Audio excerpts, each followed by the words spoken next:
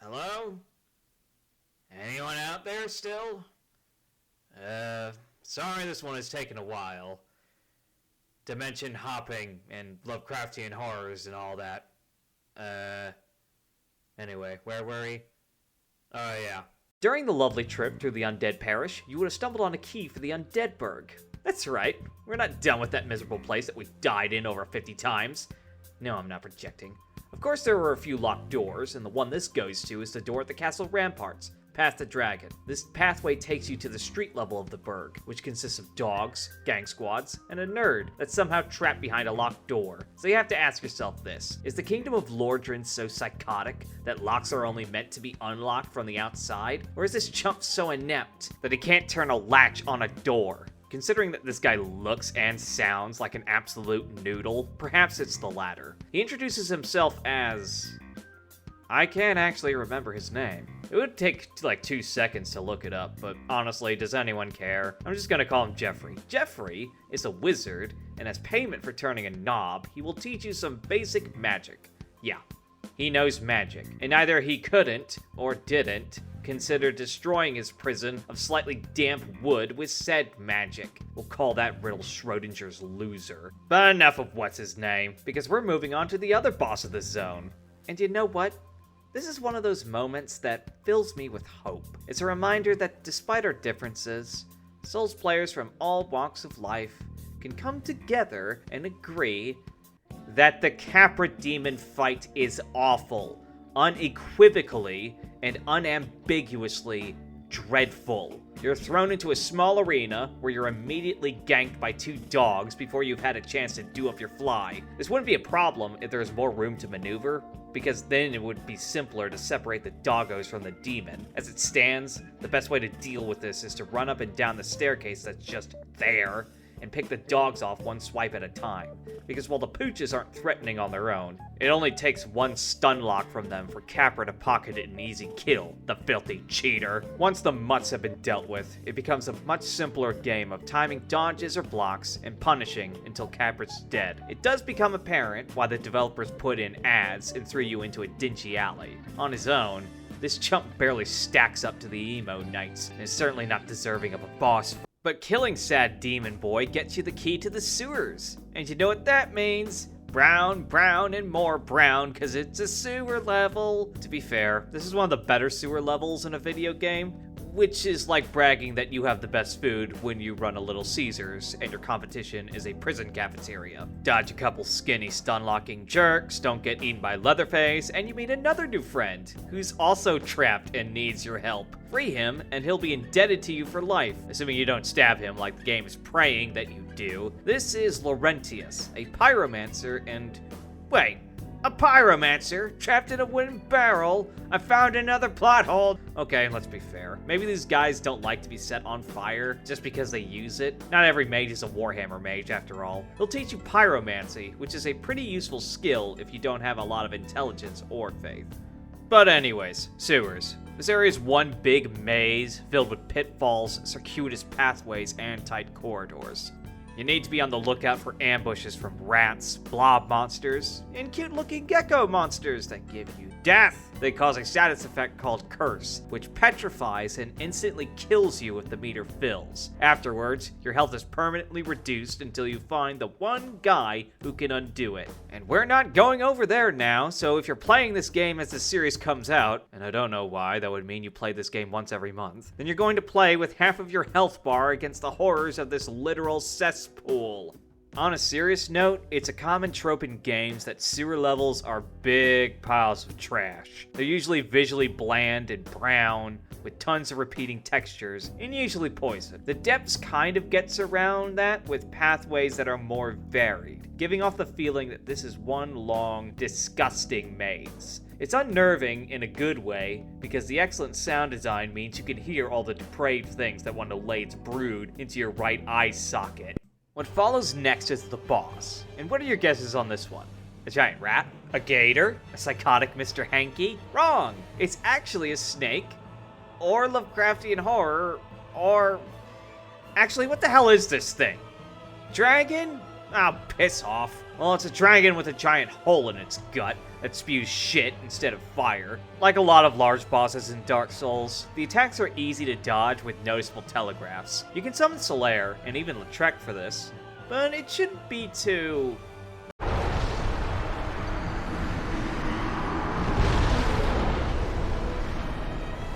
When it does, it gives you the key to Blighttown. I don't fucking care anymore. And now for the least controversial area in the entire game, series, and potentially the history of From Software's career, Blighttown. Immediately, it's a bad first impression with just the name. All one word, with 2 T's. I'm looking at my script right now and this shit looks awkward. How the hell did this get past the writing room? Maybe it's just a translation issue, but nobody put up a hand and said, you know, it looks ugly and confusing having all that text smushed into one word. That's a great analogy for this area, come to think of it, because everything about Blighttown is ugly and confusing. All the denizens are covered in sores and filth, their features ravaged by the lack of sunlight and most likely disease. You walk on rotted bits of board haphazardly stacked together, hundreds of feet above a sewage pit. Who loves balancing and semi-platforming in non-platforming games? And everything from monsters, poison, and even gravity is out to kill you. You know that one episode of It's Always Sunny in Philadelphia where the gang tried their hand at remodeling a home, but they burned down the building and just put a bed in the middle of the rubble? I feel like this is what they would make if they had to expand that to a whole town, because nothing about this place screams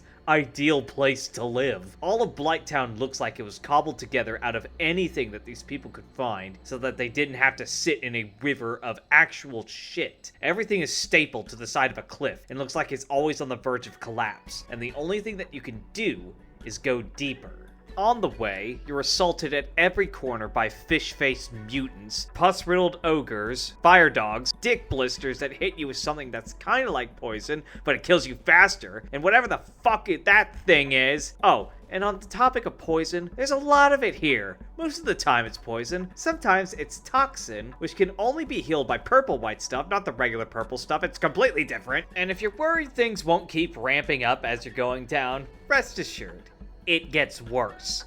The creatures become more deformed and hideous as you have to wade through a lake of actual sewage that's constantly doing poison damage. Not enough to be lethal, but it's one more thing that needles you. Along with the human bug hybrids, nearly endless respawns of bugs, giant maggots, boulder-throwing brutes, and an actual man-eater. And everything that I've pointed out would probably make you go, wow. This place sucks. Synn must really despise this place, and every single person who plays this game says Blighttown sucks, so he must think the same thing. Well, you see, hypothetical viewer, not only do I not hate this place, but Blighttown is one of my favorite, if not my favorite area in Dark Souls. I'm a fan of horror and creepy weird shit, and Blighttown is nothing but those two things. Every moment in this literal cesspool is harrowing. From the initial descent and even on the way out, you do not feel safe here. If you're not being attacked by puke-riddled Innsmithians, you're on the lookout for a gank. If you're not on the lookout for a gank, then you're trying not to fall to your death. If you're not trying to fall to your death, then you're being rotted from the inside out. The only moments of reprieve you get are the 2 bonfires. Everything else wants you to die horribly. I've gone through this game enough times to know the beats, but I'm always tense when going through this poison-riddled hellhole, which is the hardest thing to accomplish with horror, for the horror to continue to resonate no matter how familiar you are with it. And I want to make this part perfectly clear. I love this version of Blighttown, the remastered one, not the original, because these are 2 entirely separate experiences. I heard quite a bit about Blighttown over the years, but never the particulars about why veteran Souls players despise this place. I assumed it was poison from the name, which made sense to me. Poison as a mechanic in games is usually bad. It's either so minuscule that it's not a factor in gameplay, or it's too powerful and it warps the game around it. Unless it's Darkest Dungeon. They did poison right. But the normal poison is fine. And even the stupid poison, while not great, is still manageable. Nothing that would explain the extreme vitriol that exists for a Dark Souls area. But then I saw this. Oh, God. That frame rate is fucking abysmal. And like that, everything clicked. This game has been difficult, but there was never a moment where a single death wasn't a fault of the player. Every failure teaches you a lesson, but when it comes to performance issues, that is 100% a fault on the game. No question. I mean, what's the lesson here? What are you meant to take away from a sub-15, sub-10 frame rate? Okay, let's break this down, because we're about to get into some technical weeds. Frame rate is defined as the frequency at which consecutive images are captured. Every still is equal to 1 frame, and this is commonly expressed numerically as the number of frames in 1 second, or FPS. For action games, it's vital to have a consistent frame rate in order to read an enemy's moves and react accordingly. While the basic standard for today is 60 FPS, in 2011, 30 FPS for console games was acceptable at the time. The key here is consistent, because a terrible frame rate is one thing, but one that fluctuates randomly means you're getting data that's scattershot as well as slow, which messes with reading enemy animations, dodge timings, attack windows, basically everything this game is built on, which is the central problem. Original Blighttown's performance issues undermines everything this game has done to this point. Every area, every enemy, every single death instills the main thesis of this game. This is difficult, but every failure is a lesson, and no challenge is insurmountable. But unless you're proficient in programming, or know someone with a modding background, there's nothing you can do when faced with this god-awful frame rate. And the worst part is that something like this could have been avoided. Full disclosure, I'm not a developer or a programmer, and I'm not privy to what happened behind the scenes in this game's development. But I do know enough about how games are made to be confident in saying there's no way something like this wasn't known during development. This would be item number 1 from the QA department. An entire level is bugged up the butt. So when faced with an issue like this, there are usually one of 2 options you can take. Option 1, scale back graphical complexity. Put up walls, loading screens, downgrade textures, essentially sacrifice on artistic vision to reduce the load on the hardware. Or there's option 2, throw up your hands and push any performance issues onto the player. However, there's a third option, and I have an example of this. Silent Hill 2 is a survival horror game where the player is trapped in a haunted town where they're hunted by inhuman monsters that are physical manifestations of their own personal fears and failings. It's part of a long-running series, and this installment came out for the PS2, the least powerful console of its generation. The developers had a specific artistic vision, but it would be beyond the scope of what the hardware could manage. So when faced with the question of, do we downgrade our own game or release a buggy mess, Team Silent opted for the aforementioned alternative. Find a creative way around this barrier. If you scroll back a few sentences, I mentioned that this game takes place in a haunted town. So haunted that it's shrouded in a fog so thick you can barely see 5 feet in front of you. It was an aesthetic choice to further isolate the player and add tension to what could be beyond this impenetrable mist. But it also means that the devs only need to render as much of the environment as the player is going to see at a given time. There are whole areas of Silent Hill 2 that were incomplete because players would never see it beyond the fog, unless someone removed it. But no one would do something stupid like that, right? Oh.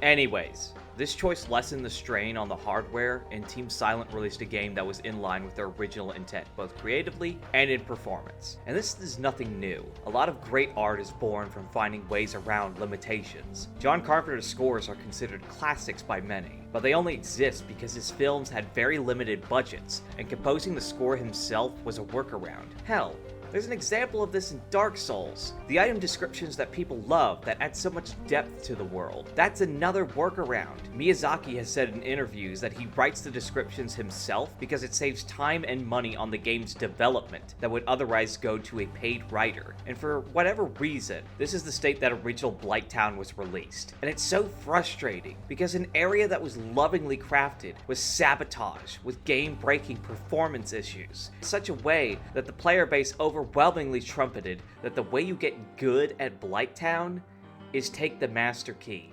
Just skip it every time. And I can't imagine that this is what From Software wanted. They wanted their game to be challenging, not unfair. But this right here, this is the visual definition of unfair. I can't blame anyone for hating old Blighttown, but for what it's worth, the remastered version does fix it. Does this mean the master key is useless, though? Of course not, because you get to skip cap redeeming with it. Big thanks to Digital Foundry for the benchmarking video. I'll link it in the description below. Check it out. It's pretty interesting. Okay, after that needlessly long defense / criticism of an area everyone hates, let's get to the boss. And we're going to skip past that cutscene. I'm not monetized, but I ain't taking chances with this crap. This is Quelaag. Her interests are pokes, magma, and area denials. And her turn-offs are closed. No, bad Synn! I mean rushdowns. So much that she'll explode if you stay close to her backside for too long. Work on the dodge timings, be patient with counters, and reposition if magma starts clogging up the area. Otherwise, you can summon the Man-Eater, which she lacks in basic intelligence. Fire hot, ow. She more than makes up for in HP. Helps out with the fight tremendously, just keep an eye on that.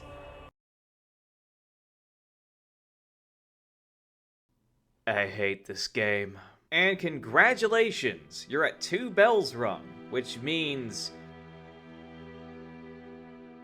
Giant opens gate in fortress? What? We'll get there. But it's time to head back to Firelink, especially after acquiring another Firekeeper soul and... Oh. Crap, forgot about that. You know Golden Boy who probably watches degenerate hentai? Yeah, he killed a Firekeeper. I'll give you this one. If you need another Firekeeper, there's another one in Quelaag's domain. Just don't kill the simp. Right, there is someone else we need to talk to in Firelink, and... Oh my god, what's wrong with your face?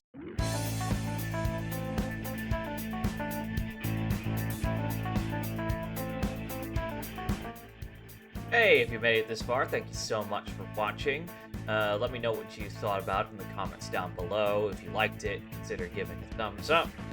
Sorry again that this one took so long to get out. I'm looking into trying to get more content out on a weekly basis, but I'm still working on part 4. That should hopefully be out within a reasonable time.